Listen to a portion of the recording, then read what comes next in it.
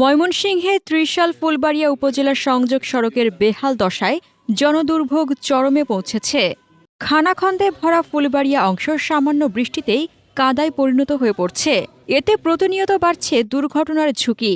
আসন্ন ঈদুল আজহার সামনে রেখে এই সড়কের জরুরি সংস্কারের দাবিতে জেলা প্রশাসকের কাছে আবেদন জানিয়েছে ফুলবাড়িয়া ইউনিয়ন উন্নয়ন ফোরাম নামের একটি সামাজিক সংগঠন।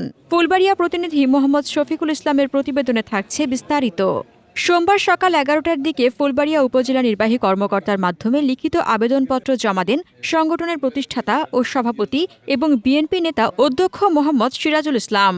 আবেদনপত্র জমাদানের সময় আরও উপস্থিত ছিলেন সংগঠনের সম্মানিত সদস্য ও উপজেলা বিএনপির যুগ্ম আহ্বায়ক কামরুজ্জামান মীর আজাদ, বিএনপি নেতা আবু বকর সিদ্দিক, সাধারণ সম্পাদক কুদরতি কামাল উজ্জ্বল, কোষাধ্যক্ষ সেলিম সরকার, পৌর স্বেচ্ছাসেবক দলের আহ্বায়ক সেলিম সরকার, সাংগঠনিক সম্পাদক সাব্বির হোসেন রবিন সহ আরও অনেকে।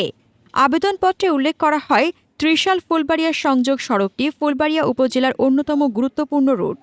প্রতিদিন শত শত যাত্রীবাহী বাস, মাইক্রোবাস, সিএনজি, অটোরিকশা, মোটরসাইকেল ও মালবাহী যানবাহন চলাচল করে এই পথে। জাতীয় কবি কাজী নজরুল ইসলাম বিশ্ববিদ্যালয়ের অসংখ্য শিক্ষার্থীও এই সড়ক ব্যবহার করেন। তারা জানান, দীর্ঘদিন ধরে সংস্কার না হওয়ায় সড়কটিতে ছোট বড় অসংখ্য গর্তের সৃষ্টি হয়েছে।